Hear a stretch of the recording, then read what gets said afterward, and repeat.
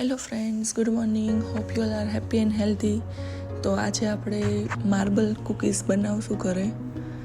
તમને હું તોડીને બતાવું જે એકદમ સોફ્ટ અને અંદરથી પણ જાળીદાર થયા છે. તો શરૂ કરીએ બનાવવાનું. એની માટે પહેલાં એક વાટકો ઘી લીધું છે મેં. તમે બટર પણ યુઝ કરી શકો છો. અનસોલ્ટેડ બટર આવે એનો યુઝ કરીને પણ તમે બનાવી શકો છો. તો એક વાટકો ઘી ને એની સામે પોણો વાટકો ખાંડનો પાવડર લીધો છે મેં, અને એને પ્રોપર મિક્સ કરવાનું છે જ્યાં સુધી તેનો કલર ના ચેન્જ થાય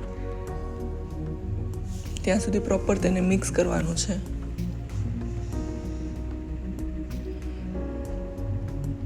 વન એન્ડ હાફ મિનિટમાં પ્રોપર મિક્સ થઈ જશે. તમે વિસ્કની મદદથી પણ કરી શકો છો અને આ રીતે પણ કરી શકો છો. તો તમે કન્ટિન્યુ એવી રીતે સ્ટર કરતા રહેશો એટલે યલોમાંથી એકદમ તમે જોઈ શકો છો વ્હાઈટ કલર ઉપર થઈ ગયું છે અને ફ્લફી એકદમ લાગે છે. તો હવે પહેલાં આપણે એની અંદર કોઈ પણ એસેન્સ એડ કરી લઈએ. હું અહીંયા વેનીલા એસેન્સ એડ કરું છું. તમે કોઈ પણ બીજું એસેન્સ પણ એડ કરી શકો છો જે ફ્લેવર તમને ભાવતી હોય. 4 થી 5 ડ્રોપ્સ જેટલા મેં એડ કર્યા છે વેનીલા એસેન્સના. એ પ્રોપર મિક્સ થઈ જાય પછી બધા ડ્રાય ઇન્ગ્રીડિયન્ટ્સ એડ કરશું. તો હવે પ્રોપર મિક્સ થઈ ગયું છે. તો હવે પહેલાં મેંદો લેશું 1 વાટકો, 3 ટેબલ સ્પૂન રવો લીધો છે, 2 ટેબલ સ્પૂન બેસન છે અને 1 ટેબલ સ્પૂન વેનીલા ફ્લેવરનું જ તે કસ્ટર્ડ પાવડર છે. એ બધાને પ્રોપર સ્ટર કરી અને ત્યારબાદ મિક્સ કરી લેશું. પહેલાં ચમચીની મદદથી આપણે આ રીતે મિક્સ કરી દઈએ. પછી જે રીતે આપણે લોટ બાંધતા હોઈએ એ રીતે પ્રોપર આપણે એને બાઇન્ડ કરી દેવાનું છે. સોફ્ટ હાથે જ બાઇન્ડ કરવાનું છે. એમાં બીજું કોઈ પણ બીજી વસ્તુ એડ કરવાની નથી. તો હવે આ રીતે મિક્સ થઈ ગયું છે. હવે આ સ્ટેજ પર હવે આપણે હાથેથી પ્રોપર એને બાઇન્ડ કરી લેશું અને એકદમ સોફ્ટ હાથથી જ આપણે તેને બાઇન્ડ કરવાનું છે. નાનકડાઈનો ડો છે તે પણ એકદમ સોફ્ટ જ રાખવાનો છે. એટલે તમે મેજરમેન્ટ લો તો જેટલું ઘી લો સામું એટલું જ તમે ડ્રાય ઇન્ગ્રીડિયન્ટ્સ પણ તમારે લેવા પડશે. આ રીતે તમે જોઈ શકો છો ધીરે ધીરે હવે બાઇન્ડ થતું જાય છે અને 2 પાર્ટમાં આપણે ડિવાઈડ કરી દીધું છે. તો હવે એક પાર્ટની અંદર એમ જ રહેવા દેશું ને એક પાર્ટ આપણે કોકો પાવડર એડ કરશું અંદર. તો અમે આ કોકો પાવડર લીધો છે, 1 ચમચી આપણે અંદર એડ કરશું અને એને ફરી આપણે પ્રોપર રીતે મિક્સ કરી દઈશું. 1 ટેબલ સ્પૂન જેટલું લીધું છે મેં. ફરીથી આપણે તેની અંદર એડ કરી દઈએ.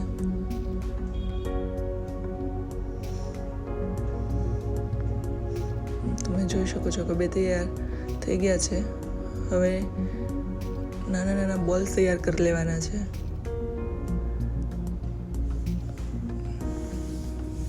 પહેલાં આપણે આ રીતે બોલ્સ તૈયાર કરી લઈએ.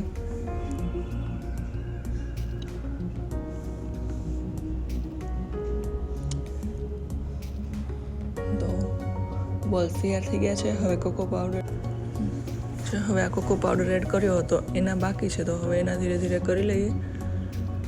સાઈઝ તમે તમારી રીતે નાની મોટી કરી શકો છો. આ રીતે આપણે બધા તૈયાર કરી લઈએ ધીરે ધીરે. પછી આપણે પ્રોપર માર્બલ કૂકીઝ બનાવશું.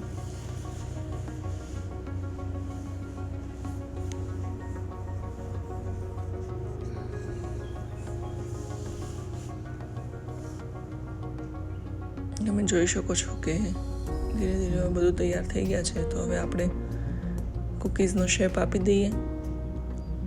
તમે કઈ રીતે બનાવો છો તે કમેન્ટમાં શેર કરજો. અને એકવાર આ પણ ટ્રાય કરજો કે કેવી બને છે તે અમને શેર કરજો. આ રીતે તમે તમારી રીતે કોઈ પણ ડિઝાઇન તમે એડ કરી શકો છો, વધારે ઓછું તમે તમારી રીતે રાખી શકો છો. તમે જોઈ શકો છો કે આ રીતે ડિઝાઇન દેખાશે. તો હું તમને બીજા બતાવું બનાવીને એક બે.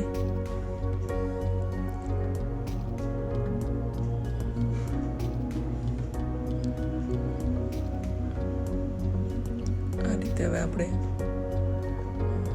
શેપ આપી દેશું. તમે બટર પેપર રાખીને વેલણથી વણી પણ શકો છો, અને પછી કોઈ પણ શેપ તમારે અલગ આપવો હોય તો એ શેપના કટરથી તમે કટ કરી અને બનાવી શકો છો.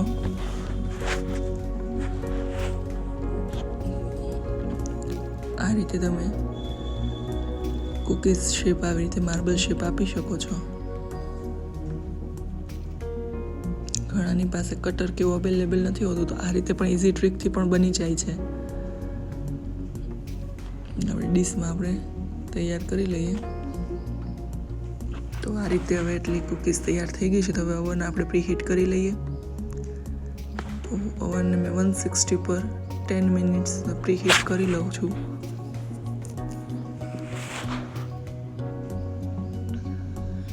હવે પ્રીહીટ થાય ઓવન ત્યાં સુધીમાં આપણે ટ્રેમાં કુકીઝ સેટ કરી દઈએ. મેં ઘી એડ કર્યું છે ઉપર, અને હવે આવી રીતે ડસ્ટિંગ કરી અને એની ઉપર કુકીઝ આપણે રાખી દઈએ.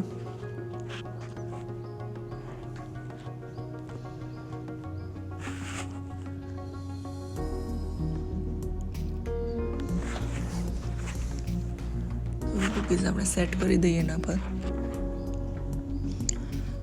થોડા દૂર અંતરે જ રાખવાના છે, કેમ કે એની સાઈઝ મોટી થશે.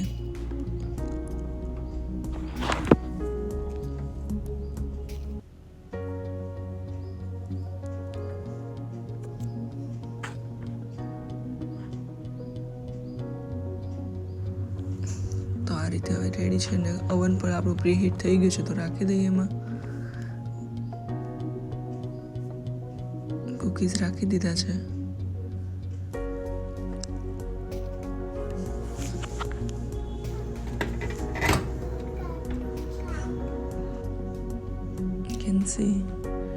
કેવા સરસ તૈયાર થયા છે.